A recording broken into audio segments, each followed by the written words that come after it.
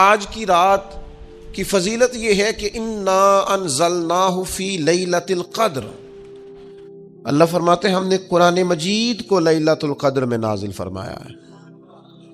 قرآن مجید کی یاد دلاتی ہے آج کی یہ خوبصورت رات۔ ہمیں قرآن مجید سے جڑنا ہے، قرآن مجید کو سمجھنا ہے، قرآن مجید کے ساتھ اپنے تعلق کو مضبوط کرنا ہے، قرآن مجید کی تعلیمات سے آگاہی حاصل کرنی ہے۔ کوئی مشکل کام نہیں ہے، کوئی مشکل کام نہیں۔ کمپیوٹر سیکھنے والے نوجوان، بایو فزکس کیمسٹری پڑھنے والے بچے، کوئی ان کے لیے مشکل نہیں ہے۔ اگر تھوڑی توجہ کریں گے تو انشاءاللہ قرآن مجید کو سمجھنے لگیں گے۔ اللہ کے فضل سے اردو میں تفاسیر ہیں، تراجم ہیں، ہمارے بزرگوں نے محنتیں کی ہیں۔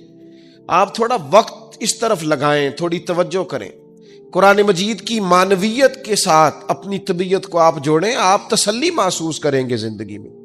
اور قرآن مجید کے ہمارے ذمے حقوق ہیں، 5 حقوق عرض کرتا ہوں صرف۔ سب سے پہلا قرآن مجید کا حق ہے قرآن پاک پہ ایمان لایا جائے،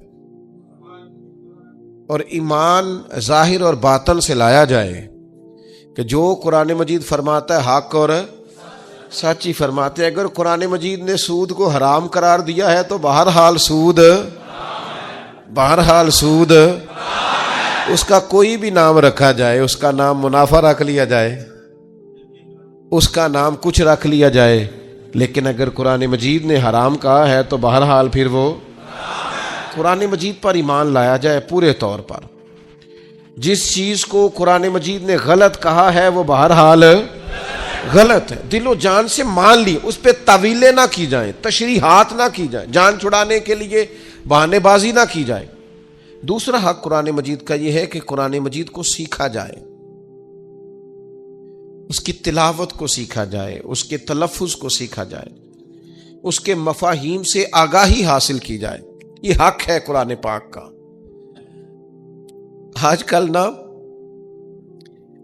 2 4 5 10 لفظ جو آدمی انگلش کے بول لیتا ہے، لوگ کہتے ہیں پڑھا لکھا ہے، حالانکہ انگلش علم کا نام نہیں، زبان ہے۔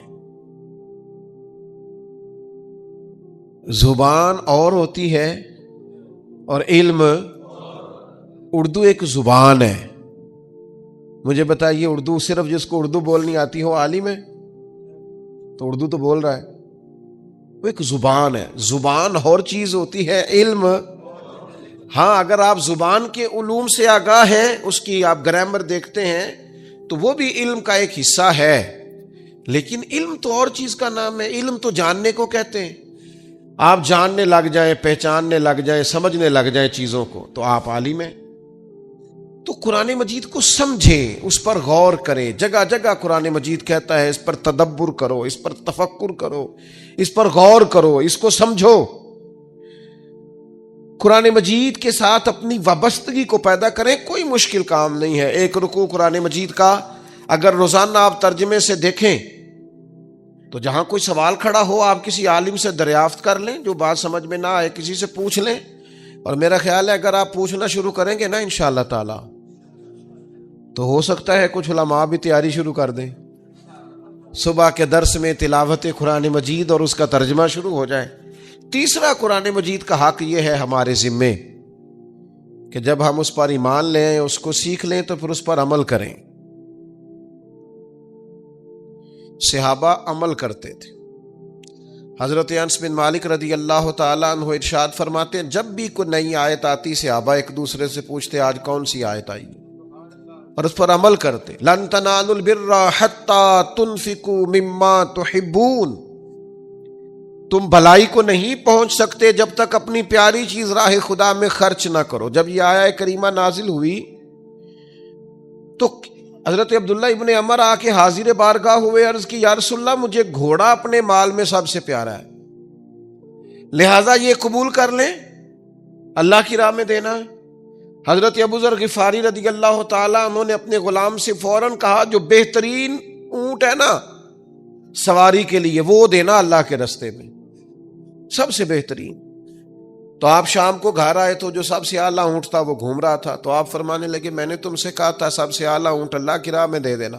عرض کی حضور یہ تو آپ کی سواری کے لیے ہے نا، اس کے بعد جو سب سے اعلیٰ تھا دوسرے نمبر پر میں نے راہ خدا دے دیا، تو حضرت ابو ذر غفاری فرمانے لگے میں نے سواری کے لیے ہی تو کہا تھا راہ خدا میں دینا ہے، یہ تمہیں دینا چاہیے تھا جو سب سے بہتر تھا، اس لیے کہ میں چاہتا ہوں یہ قیامت کے دن میری سواری بن جائے۔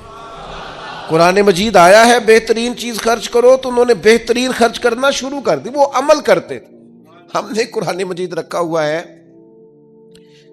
معاذ اللہ قبروں پر پڑھنے کے لیے، ختموں پر پڑھنے کے لیے، اصال ثواب کی مجلسوں میں پڑھو، 25 قرآن مجید، 150 قرآن مجید، 2000 قرآن، یہ جس نے 2000 بار قرآن مجید اکٹھا کیا ہے اس سے پوچھو اس نے ایک آیت کا بھی ترجمہ کیا ہے؟ مجھ سے ناراض نہ ہونا، میں اصال ثواب کا قائل ہوں، خود ختم دلاتا ہوں، پر دل پہ ہاتھ رکھ کے بتاؤ قرآن مجید صرف ختم پڑھنے کے لیے آیا ہے؟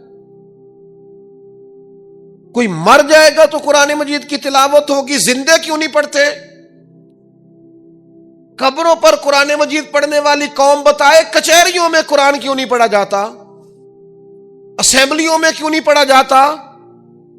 قبروں پر ٹینٹ لگا کے اور کناتے لگا کے 4 حافظ بٹھانے والوں بتاؤ، جب تجارتیں کرتے ہو تب قرآن مجید کیوں نہیں پڑھتے کہ ہم قرآن مجید کے مطابق کاروبار کریں گے؟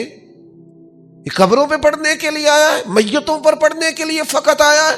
میں انکار نہیں کرتا ہے سال ثواب کا، پر سوال کھڑا کرتا ہوں، کئی دفعہ پریشان ہو جاتا ہوں، صرف اور صرف تب تمہیں یاد آتا ہے جب کوئی دنیا سے رخصت ہوتا ہے۔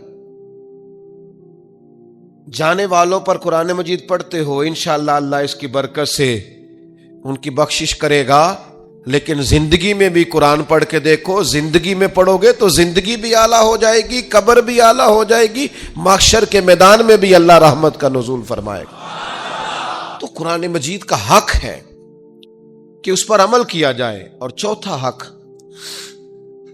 قرآن مجید کا یہ ہے کہ خدمت قرآن میں اپنا حصہ شامل کیا جائے، قرآن مجید چھپنے میں، قرآن مجید کی اشاعت میں، قرآن مجید کی تبلیغ میں، قرآن مجید کی تفاسیر میں، قرآن مجید کسی کو دینے میں، اس میں اپنا حصہ، یعنی جہاں بھی قرآن مجید کی کوئی خدمت ہو رہی ہو وہاں اپنے حصے کی ڈیوٹی کی جائے۔ اور پانچواں حق قرآن مجید کا یہ ہے کہ ہم آنے والی نسل کو قرآن مجید کی تعلیمات منتقل کریں۔